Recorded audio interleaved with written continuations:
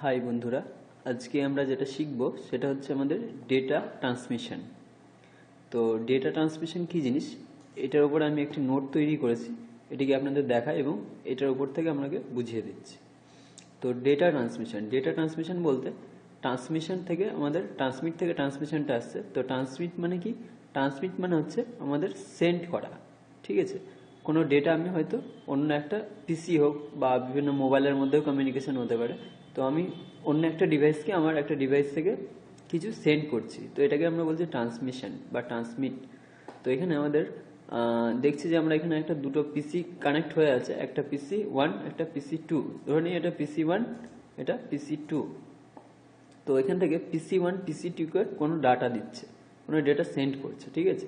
তো এখানে আমি ডেটার বিট হিসেবে দিয়েছি যে যে ডেটাটা সেন্ড হচ্ছে সেটা কিভাবে যাচ্ছে না একটা বিটের মাধ্যমে। কি সেটা বিট হচ্ছে আমাদের 0 1 0 1 0 1।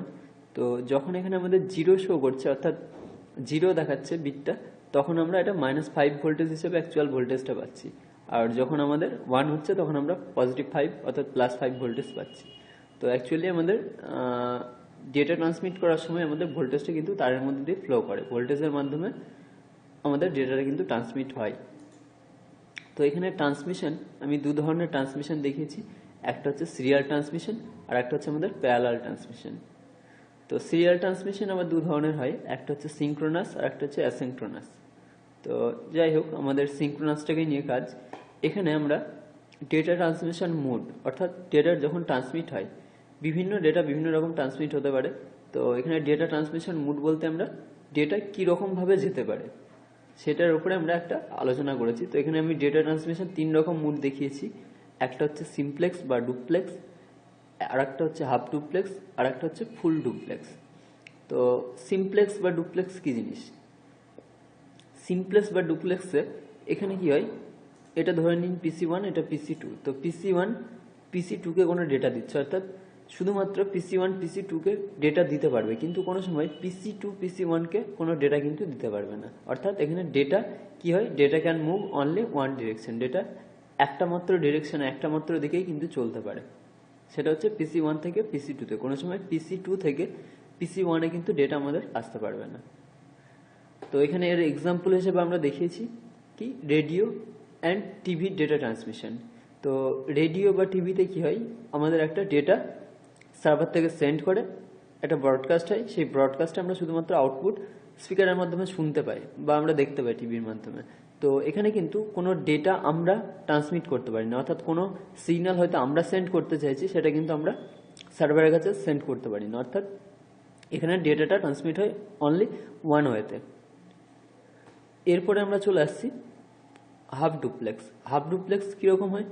হাফ ডুপ্লেক্স হচ্ছে যে, এখানে আমি হাফ ডুপ্লেক্স সংজ্ঞায় লিখেছি যে এখানে কি হচ্ছে, একটা ডেটা আমাদের যাচ্ছে, ডেটাটা যাওয়ার পর অর্থাৎ এই কম্পিউটার রিসিভ করার পর আবার রিসিভ কমপ্লিট হওয়ার পর এই যদি সেন্ড করে তাহলে আসবে। অর্থাৎ দুজনে একসঙ্গে ডেটা সেন্ড করতে পারবে না, একজন দিচ্ছে অপরজন নেবে, নেওয়া হয়ে গেলে তারপর কিন্তু অপরজন সেন্ড করতে পারবে, অর্থাৎ দুজনে একসঙ্গে কিন্তু ডেটা সেন্ড করতে পারবে না।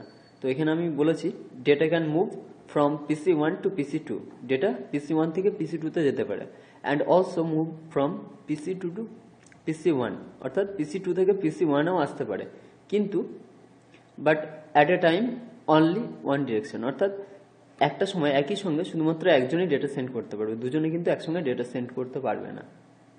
এর বেটার এক্সাম্পল আমাদের ওয়াকি টকি।